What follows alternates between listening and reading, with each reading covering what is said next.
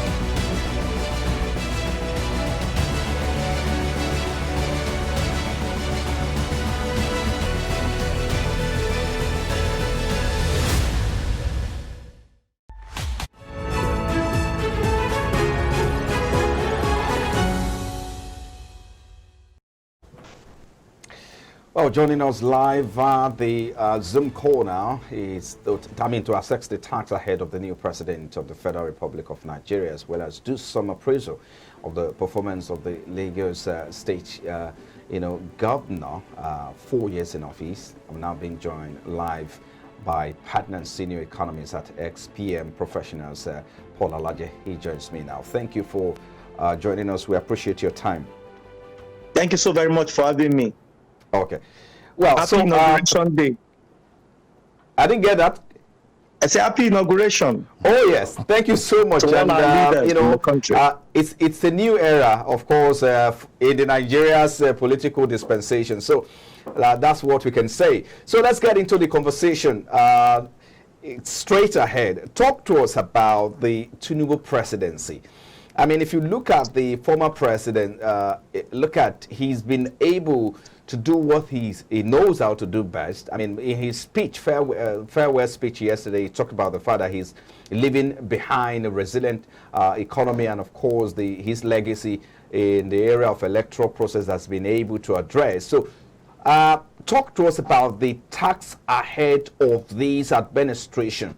So what would you say is the big headache for the incoming for this administration? Well, a number of things that President Tinubu will need to work on, even though former President Buhari has tried his best in terms of the economy.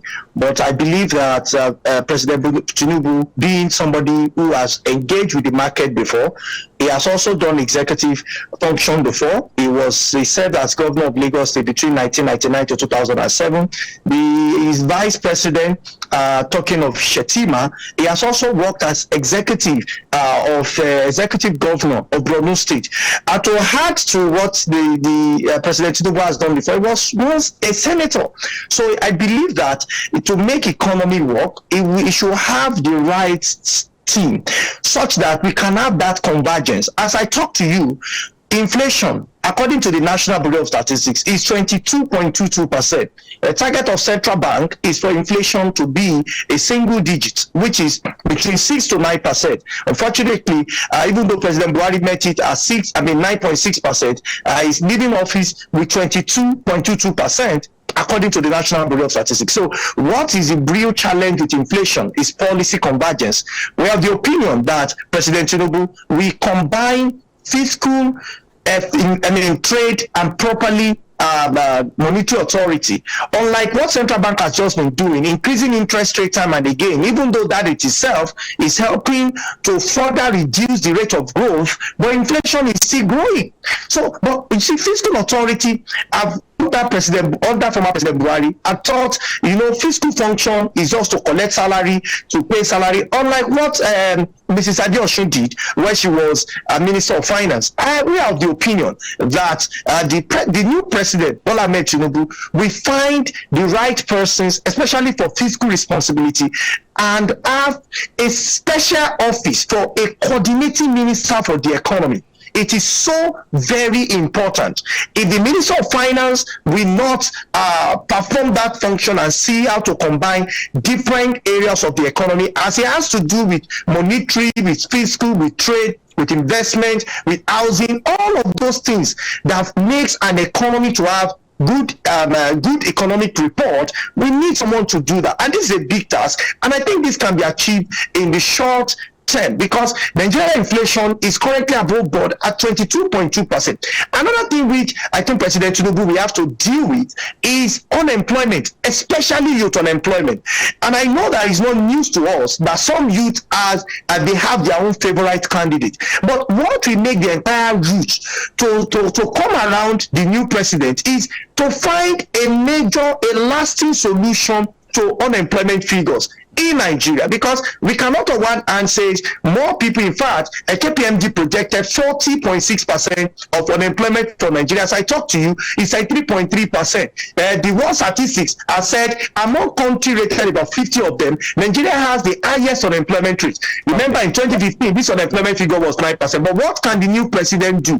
Create farm ops. Under Chief Awolowo, the sage, Tafawa Balewa, Nnamdi Azikiwe, this was what they did.